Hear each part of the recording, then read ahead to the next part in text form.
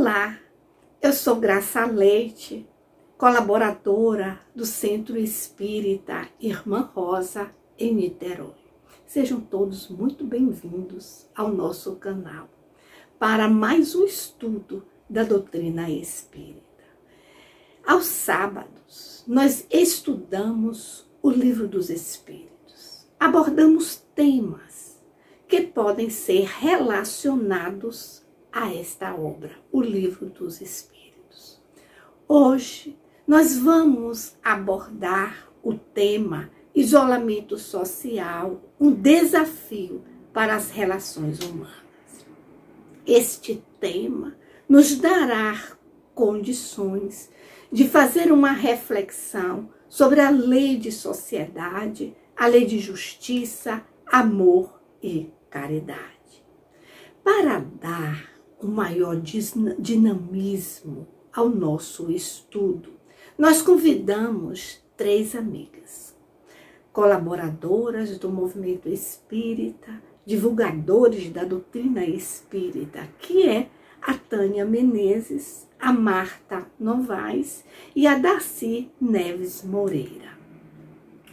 Eu gostaria, nesse momento, de fazer a leitura de uma página. O livro que escolhi foi Vida Feliz. É uma psicografia de Divaldo Franco, ditado pelo espírito Joana de Ângeles. O capítulo é o capítulo 128, que diz assim: há um sol brilhando dentro de ti. É a presença do Cristo no teu coração. Não cubra a claridade com as nuvens do mau humor, da revolta, da insatisfação. A luz que vem do exterior clareia, mas projeta a sombra quando enfrenta um obstáculo. O teu sol interior jamais provoca treva, porque ilumina de dentro para fora. Usando o combustível do amor, tua luz se fará sempre mais poderosa, irradiando-se, abençoada em todas as direções. Permite, pois, que brilhe a tua luz em toda parte. Vamos orar, meus irmãos. À medida que fechamos os olhos, vamos entrando em conexão com Jesus, o médico dos médicos. Assim, podemos rogar aos espíritos que conduzem a casa de Irmã Rosa a nos emprestar a condição necessária para absorver os ensinamentos, assim como a coragem para pôr em prática os ensinamentos contidos nos evangelhos. Que assim possa ser, como a graça do bom Deus. Meus irmãos, no início do ano passado, 2020, surgiram em todo o mundo notícias de uma nova doença, o Covid-19.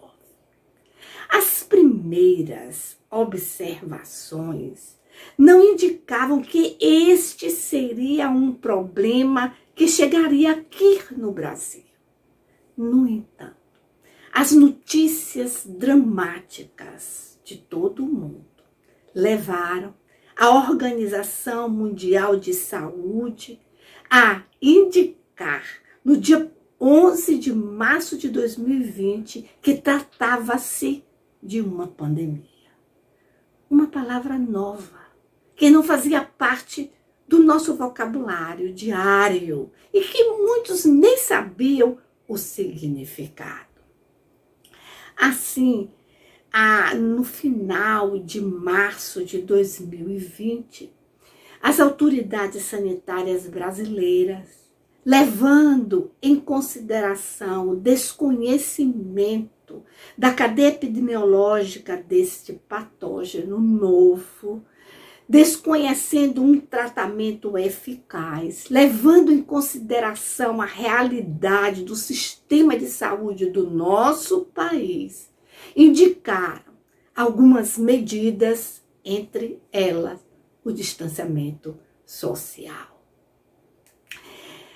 Novas palavras surgiram: máscara N95, saturação de oxigênio, oxímetro, respiradores artificiais e assim hábitos tiveram que ser repensados, principalmente em relação à educação, ao trabalho e ao convívio familiar, principalmente. Assim, o normal, ele cedeu lugar a um novo normal. O mais importante era a preservação da saúde, a preservação da vida. A Federação Espírita Brasileira, levando em consideração as recomendações dos governos estaduais e do Distrito Federal, no que diz respeito às atividades presenciais nas instituições religiosas, passou então a orientar a adoção de medidas seguras e responsáveis em respeito à lei de justiça, de amor e de caridade. Atualmente, as notícias continuam dramáticas. Cerca de um ano depois, né? As notícias ainda são dramáticas, principalmente aqui no nosso Brasil. E nós observamos que uma parte da população está tendo dificuldade em aceitar esta realidade dura e difícil. Nós sabemos que fomos criados por Deus, simples e ignorantes, somos seres espirituais, mas que temos um sentido que é a evolução, atingir a condição de espírito bem-aventurado. Mas para isso se faz necessário aqui a vida social. O ser humano é um ser gregário que foi criado para viver em sociedade. Nós estamos, no momento atual, já percebendo as consequências do distanciamento social. Aí eu me pergunto, será que podemos entender isolamento social como isolamento afetivo? Seria a mesma coisa? Para responder a este questionamento, eu convidei a companheira Tânia Menezes, que é colaboradora do Centro Espírita Caminho da Redenção, cuja obra assistencial é a Mansão do Caminho, em Salvador. Tânia, eu posso entender isolamento social como a mesma coisa de isolamento afetivo? Tânia?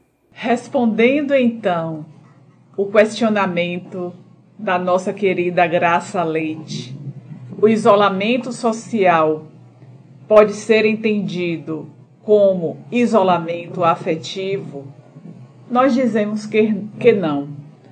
Estamos vivendo este momento de pandemia que tem nos conclamado a reflexões, ao silêncio interior, à renovação. E vemos que, diante de todo esse contexto, os familiares precisaram se afastar dos seus entes queridos, justamente como uma forma de proteção, seguindo as recomendações dos órgãos do governo, da Organização Mundial de Saúde, justamente para que este afastamento pudesse evitar maior propagação do vírus. Entretanto, esse afastamento tem também desencadeado uma série de desordens emocionais, onde as pessoas têm se sentido sozinhas, sem amparo. E é neste momento que nós precisamos voltar a nossa atenção sobre aquilo que temos feito na direção de atender a estas pessoas, sejam familiares, sejam amigos, para que elas não se sintam em isolamento afetivo. Então, a nossa presença, ela é muito importante. E como nós podemos nos fazer presente sem estar ao lado fisicamente? Nós dispomos de algumas estratégias. Uma delas é através da videochamada. Fazer uma ligação de vídeo para alguém que é importante para nós, que já perdemos o contato ao longo desses meses, pode auxiliar aquela pessoa que está recebendo esta ligação a sair deste mundo de solidão, este mundo onde muitas vezes surgem até ideias suicidas. A benfeitora Joana de Ângeles, no livro Seja Feliz Hoje, coloca no capítulo 5, intitulado A Força do Agora, que cada agora é dádiva da vida para corrigir, reestruturar, edificar. Ou seja, nós temos a possibilidade de, lembrando daquela pessoa que perdemos o contato ou que momentaneamente nos afastamos de estar buscando algum tipo de informação a seu respeito, vamos pegar o telefone, vamos fazer uma prece para esta pessoa, pedindo que ela tenha bom ânimo, que ela tenha coragem, que ela possa superar os desafios do momento. Esta é uma alternativa, mas nós podemos fazer outras. Passar uma mensagem para a pessoa, colocar nesta mensagem o quanto ela é importante para nós. Eu, por exemplo, nesse momento, recebi de pessoas da família, amigas mais próximas, mensagens de muito afeto, de muito apreço, inclusive dizendo que amava. Este momento tem chamado a nós outros para esta mudança, para esta renovação em nosso mundo íntimo, onde saímos um pouco de nós mesmos para poder estar ampliando este nosso olhar, cada vez mais nos afastando do egoísmo que ainda nos mantém presos ao nosso ponto de partida, para que possamos fazer a diferença para estas pessoas neste momento. Porque ainda neste capítulo, a benfeitora Joana de Ângeles coloca que 1 minuto pode mudar completamente a trajetória existencial, tanto para o bem quanto para o mal. Então, observe que uma ligação, uma mensagem pode chegar para aquela pessoa em um momento de muita aflição, em um momento de desespero, em um momento de uma saudade pela perda de um ente que lhe era muito querido e que a pandemia levou neste momento. Às vezes é o companheiro, a companheira, um filho, um amigo, uma amiga que era significativa para esta pessoa.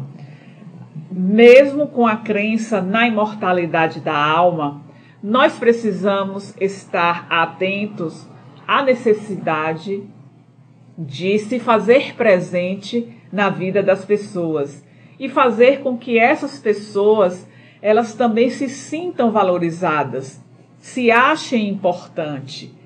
É preciso dar continuidade à recomendação dos órgãos sanitários, mas nós precisamos fazer a nossa parte, aquilo que nos compete enquanto cidadãos, porque estar buscando esta comunhão com a espiritualidade superior, está melhorando a vibração do nosso planeta, que é fundamental neste momento, até para que haja uma ação mais efetiva desses espíritos que estão no comando para auxiliar no processo de regeneração do nosso planeta, é algo fundamental. Então é preciso que cada um de nós possa, de fato, estar se trabalhando no seu cotidiano, investindo para poder auxiliar aqueles que muitas vezes estão até afastados desses recursos das redes sociais, que de alguma maneira têm facilitado levar esses dias de isolamento social. Então a recomendação é que nós possamos fazer uma listinha semanal de pessoas que nós podemos estar tentando alguma forma de contato com elas, seja através de uma ligação, seja através de uma mensagem, seja através de até chegar à porta da casa dessa pessoa, mantendo o distanciamento, levando alguma coisa que possa alegrar esta pessoa, falando de fatos, de eventos importantes que juntas já viveram.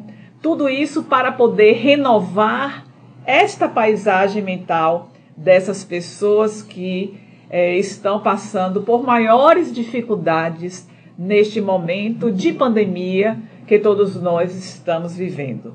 Este momento, ele tem um significado muito especial e todos nós que estamos inseridos neste contexto fomos preparados para poder viver este momento.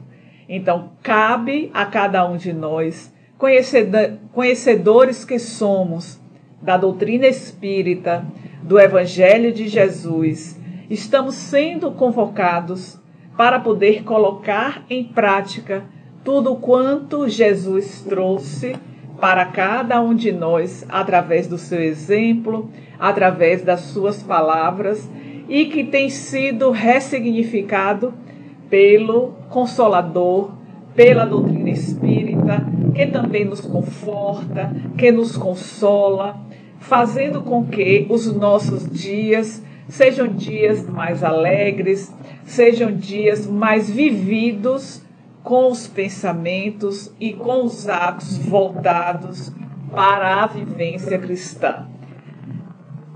Lembrando a pergunta inicial, isolamento social pode ser entendido como isolamento afetivo? Não. Nós estamos isolados, mas o nosso afeto, ele não diminui, ele não se apaga com este isolamento. Precisamos sim, cada vez mais, ampliar este afeto, demonstrar este afeto às pessoas que convivem conosco e que elas possam, assim como nós, encontrar a cada dia motivos para viver e para ser feliz, dando significado à sua existência, amando cada vez mais. Esta é a recomendação do nosso Mestre Jesus e que nós deixamos aqui para os irmãos que estão a nos ouvir. Muita paz. Obrigado, Tânia. Como sempre, as suas palavras são muito esclarecedoras.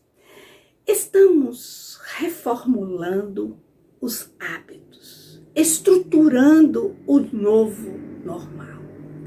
Podemos dizer que o contato pessoal, o olho no olho, o abraço, estão se transformando em coisas do passado? Para responder a este questionamento, eu convido Marta Novis, que é colaboradora do Grupo Espírita Francisco de Assis, aqui em Niterói. Marta, você está com a palavra. Eu fico me perguntando se à medida que a gente vai evoluindo, à medida que a gente adentra mundos mais evoluídos, se chegará o dia em que a gente não mais sentirá necessidade desse tipo de contato. Mas aí, quando a gente vai ao Livro dos Espíritos, na questão 938A, Kardec faz um comentário acerca do que os espíritos disseram. E ali ele fala uma frase que chama muito a nossa atenção. Ele diz assim: a natureza deu ao homem a necessidade de amar e de ser amado. Ora, se nós temos essa necessidade, a gente de alguma forma precisa expressar esse amor. E na questão 217, quando ele pergunta aos espíritos se nós trazemos algum traço físico de existências anteriores, os espíritos dizem que absolutamente não. Que aquele envoltório que já nos serviu algum dia de roupagem, né, não tem serventia mais nenhuma. Mas ele fala uma frase belíssima. Os espíritos colocam para nós que os olhos são o espelho da alma. Ou seja, através de nosso semblante, a gente é capaz de passar aquilo que vai dentro de nós. Que coisa bonita e interessante que os espíritos falam pra gente. Mas se a gente pensar, né? Não, mas aí a gente tá imaginando em termos desse mundo aqui, material. Mas como é que será que acontece lá na erraticidade, né? Como é que será que acontece quando os espíritos estão nesse estado errático, né? Quando eles se encontram esperando para novamente reencarnar. Na Revista Espírita de 1859, do mês de janeiro, Kardec relata uma história chamada O Duende de Bayonne. A gente sabe, né, que a Revista Espírita foi um grande laboratório para Kardec, né? Ele recebeu muitas cartas de vários lugares do mundo e publicou ali algumas dessas cartas. Uma delas foi essa. Um irmão que recebeu cartas de sua mãe e enviou a Kardec. E nessas cartas, ele conta que a sua irmã mais nova, com a idade de 10 anos, ouvia os espíritos. Ela ouvia um espírito que falava com ela. Até que chegou o dia que ela pediu a ele que dissesse quem era ele. E ele então diz: sou seu irmão Eliseu. Ele diz: não, mas não pode ser. A menina diz: meu irmão Eliseu morreu há 12 anos atrás. Eu nem estava aqui ainda. E ele, quando ele foi embora, ele tinha 4 anos de idade. E ele afirma que é o irmão dela. Então ela pede que gostaria de vê-lo, se ele não pode se tornar visível para ela. Ele então marca com ela um encontro e diz a ela que quando encontrá-la, vai lhe dar um abraço. Olha aí a questão do abraço. E assim ele faz. Ela chega ao local onde eles haviam combinado, ele se faz presente e ele pede que ela o abrace porque ele não poderia sustentar por muito tempo a forma física que havia tomado. E tão logo ela o abraça, ele desaparece no ar. Depois, também na Revista Espírita, de 1860, no mês de setembro, Kardec publica uma correspondência. Tratava-se de um poeta, Alfred de Musset. Esse espírito, uma vez evocado na Sociedade de Estudos Espíritas de Paris, ele fala acerca da sua vida no mundo espiritual e fala de forma poética. Afinal, era um poeta, um romancista, quando encarnado, né? Quando em sua última encarnação na Terra. E ele aí começa a descrever a mulher amada. E diz que, ao se encontrar com ela, suplica-lhe que ela fique com ele. Mas ela diz a ele que ele não deve se manter cativo, escravo de uma paixão. Ele não consegue. Ele faz inúmeras súplicas para que ela fique ao seu lado. Por fim, ela acaba resolvendo ficar. E aí ele fala do poderoso abraço que o suspendeu do solo e o levou como num sonho. Mais uma vez, o abraço. Depois, em outubro de 1865, Kardec publica uma carta a pedido da família do desencarnado. Quem era esse desencarnado? Um amigo de Kardec.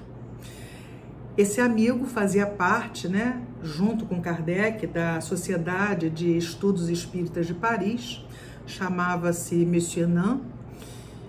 Ele havia desencarnado e Kardec, então, ele fala para aqueles que ali se encontram, né, tanto que o título desse comunicado é Exéquias de um Espírita, ou seja, as despedidas, né, o funeral daquele espírita.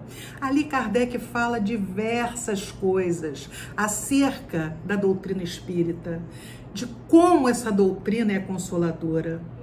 Mas tem uma parte daquilo que ele fala que eu achei extremamente interessante.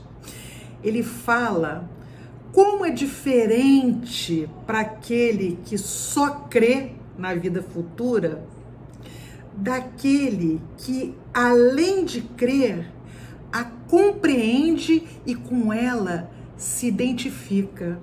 Porque diz Kardec que essa criatura já não marcha mais com ansiedade para o seu desencarne. Ao contrário, essa criatura segue friamente, minuto a minuto, e aí olha a comparação belíssima que ele faz. Ele diz que tal qual o viajante que se aproxima da hora de chegada da viagem, e ele tem certeza que na sua chegada ele encontrará repouso, amores e receberá o abraço dos amigos. Olha aí o abraço mais uma vez. E aí me lembro ainda de Jesus em seu encontro com Zaqueu. Está lá no Evangelho segundo o Espiritismo, no capítulo que fala não se pode servir a Deus e a Mamon. Ali é descrita a cena em que Jesus se encontra com Zaqueu. Zaqueu era um publicano odiado por seu povo, porque era judeu, mas recolhia impostos dos judeus para entregar a Roma. Zaqueu tinha muita vontade de ver Jesus. Quando soube que ele passaria por ali, saiu desesperadamente para tentar vê-lo.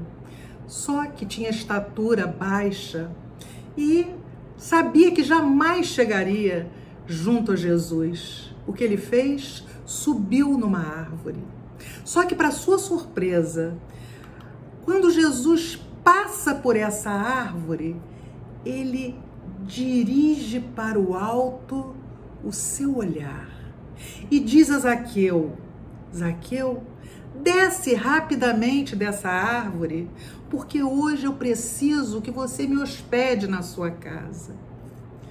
Imaginemos, meus irmãos, aquele olhar.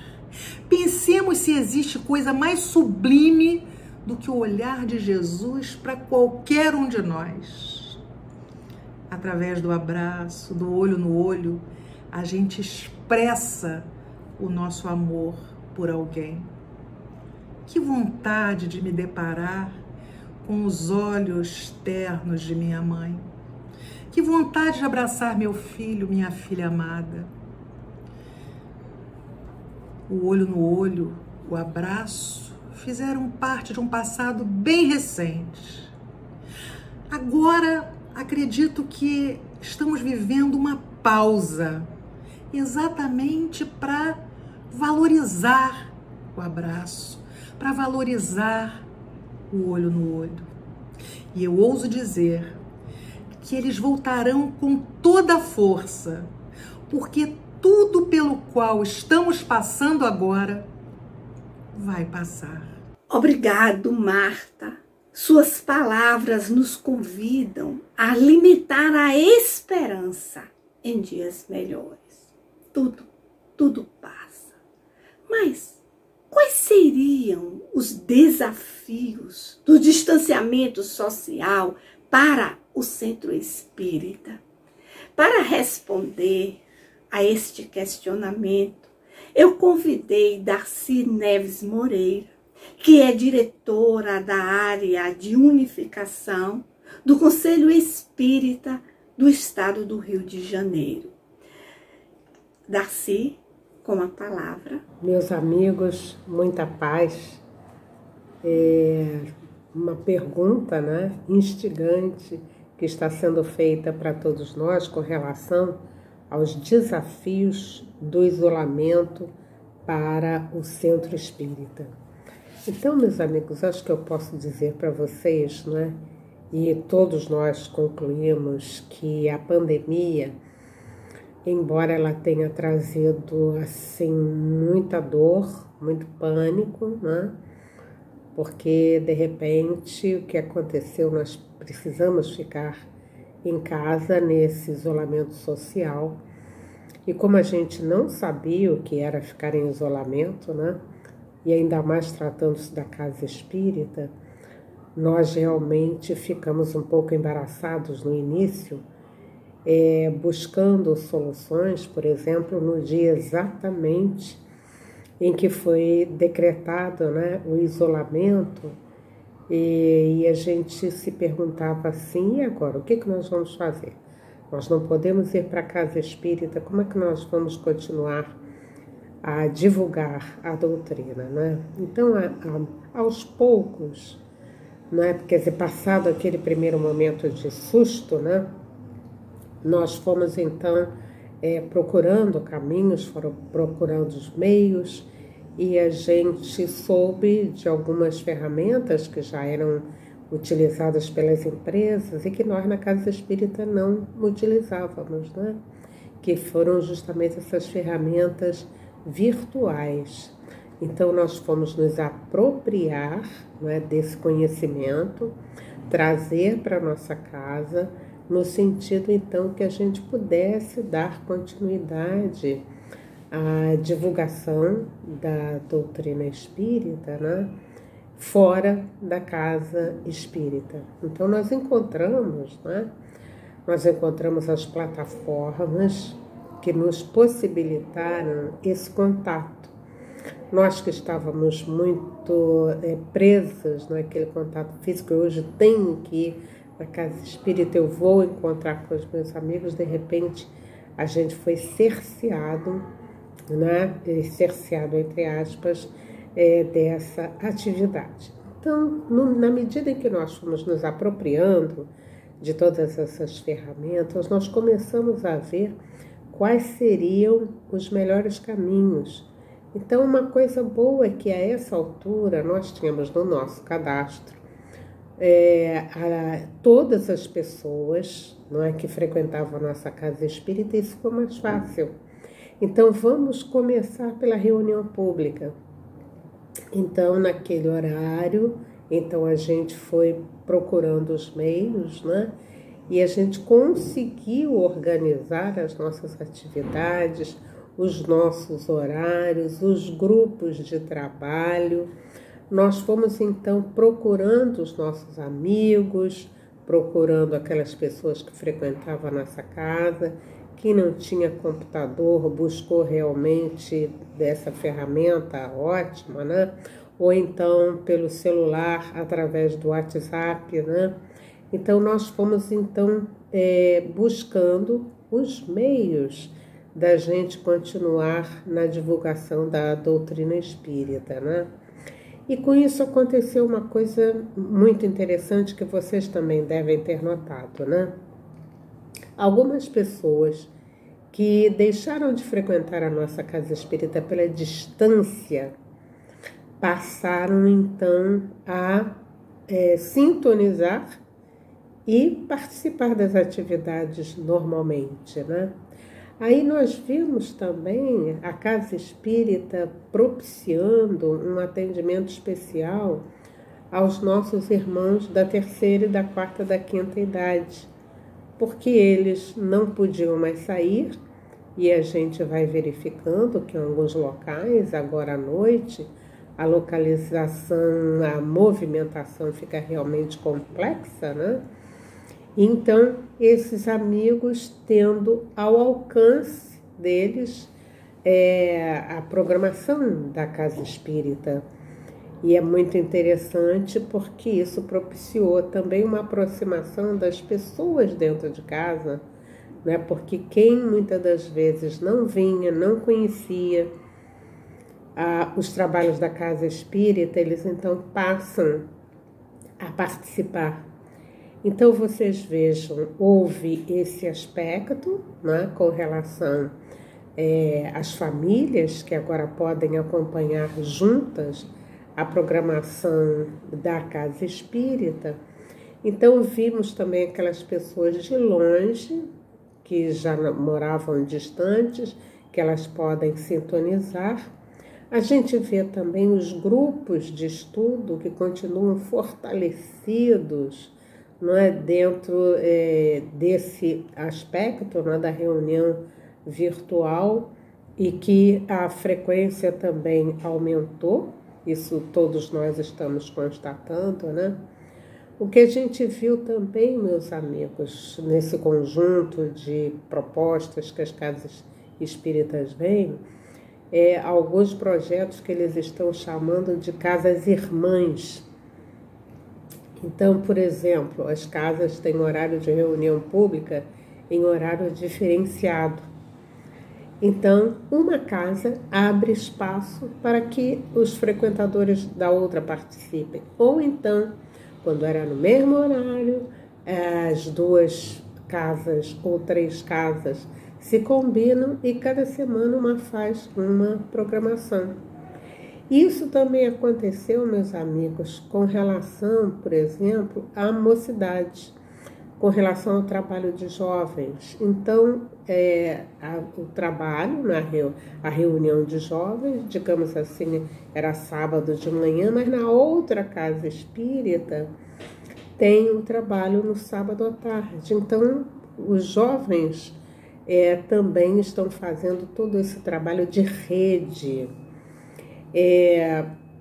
Eu acho, né, que está sendo realmente muito interessante, porque eu passo a poder avaliar aquilo que está acontecendo na minha casa. Então, eles participam e é importante que eles tenham essa vivência dos grupos, né? E a partir daí eles ficam se conhecendo, o trabalho vai ganhando uma dinâmica que talvez antes a gente estava lá guardadinha naquele espaço, né? E nós também estamos vendo, por exemplo, a possibilidade de você conhecer pessoas de outras casas espíritas, de outras cidades, de outros estados e até do exterior. Então a gente vê, né, que assim, os limites foram realmente modificados. Então, ultrapassar as barreiras, vamos assim dizer, quer dizer, eu não estou dizendo que havia barreira, eu estou só querendo dizer que os espaços de trabalho na casa espírita, de repente, eles estão com a maior abrangência.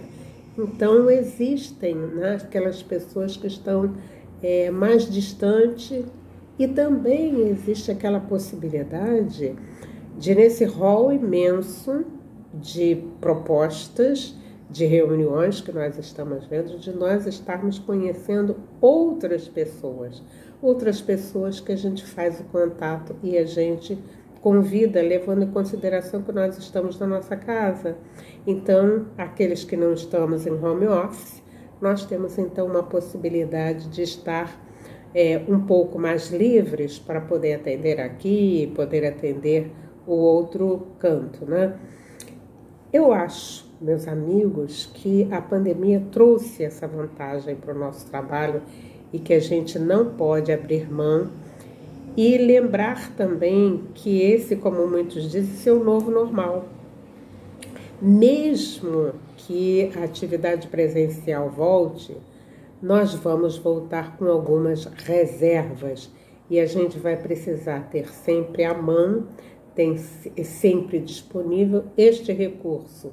E também trabalhando, capacitando os nossos colegas, os nossos companheiros, que são coordenadores de grupo de estudo, no sentido de que eles possam multiplicar os pequenos grupos e que possam também, com isso, dar mais oportunidade para que tantas outras pessoas participem. Assim como na minha casa espírita aumentou a frequência, né? Eu tenho a certeza que na casa espírita de vocês também aumentou a frequência. Então eu tenho a certeza de que a pandemia veio com um objetivo certo. E nesse instante nós estamos tendo condição de multiplicar as nossas atividades, com certeza levando em consideração as nossas possibilidades de tempo, né? Mas a gente pode multiplicar, a gente pode distribuir, a gente pode envolver tantas outras pessoas. E com isto, né, nós vamos realmente conseguir mais adeptos. Eu tenho a impressão, então, repetindo para dizer que eu tenho a certeza, né, que a pandemia trouxe esse aspecto sensacional para o trabalho do movimento espírita. Então, que nós nos dediquemos, porque é esta hora de levar essa informação a muitos e muitos outros amigos que não viriam à casa espírita por preconceito, por ignorância, mas que hoje estão chegando devagarinho. Muita paz. Obrigado, Darcy, pelos seus esclarecimentos tão necessários a este nosso estudo, a esse nosso momento. Nós concluímos as nossas reflexões, mais uma vez agradecendo a colaboração de Tânia, de Marta e de Darcy, que nos emprestaram esperança, lenitivo para este momento de tanta aflição. Mas nós aproveitamos também para lembrar a importância de atender às recomendações das autoridades sanitárias, principalmente no que diz respeito ao uso de máscara, à higienização das mãos e também ao distanciamento social. Seguir realmente com rigor. Mas, acima de tudo, nós percebemos a importância de manter o pensamento elevado, através da prece, através do estudo, da contemplação do Evangelho de Jesus, das boas leituras, da participação de cursos, da participação de momentos como este de reflexão. Meus amigos, muita paz. Muito obrigado por terem nos ouvido. A seguir, nós faremos, né, a prece final e fluidificação das águas. Isto será feito através de um outro colaborador do nosso centro. Muita paz para todos. Querido Mestre Jesus, estamos chegando ao final do nosso estudo sobre o Teu Evangelho. Estamos refletindo sobre os Teus ensinamentos e assim permanecemos unidos a Ti, nosso Mestre. Estamos convencidos de que será através do Teu Evangelho, no sentimento e nas atitudes, que conquistaremos as bem-aventuranças. Querido Mestre Jesus, nosso irmão mais velho, sentimos nesse momento a Tua paz, a paz do Cristo. Sentimos a vida em abundância espiritual, a Sua presença em nossos corações. E será então nesse momento, conectados com o Teu amor, te pedimos, Mestre, que a Sua presença se faça em todos os lares, nos hospitais, nos abrigos, nos manicômios, nos presídios. Que a Sua presença se faça junto a cada irmão que se encontre na condição de morador de rua. Que nesse momento, unidos a Ti, possamos assim dizer: Pai nosso, que estás nos céus, que a vossa vontade seja feita na terra como no céu. Te agradecemos, Pai do céu, pela Tua misericórdia e bondade, por ter nos enviado o nosso irmão mais velho, o Mestre Jesus, que nos ensina sobre o melhor caminho, que é vivenciar as leis, entrando na sintonia da verdadeira vida, a vida em abundância espiritual, a vida celeste. Nesse momento, sentindo o Seu amor, te rogamos pela fluidificação das águas, e que cada pessoa possa se fortalecer, confiando que não ficará uma ovelha perdida e que o Senhor é o nosso pastor e nada nos faltará. Muita paz para todos, graças a Deus.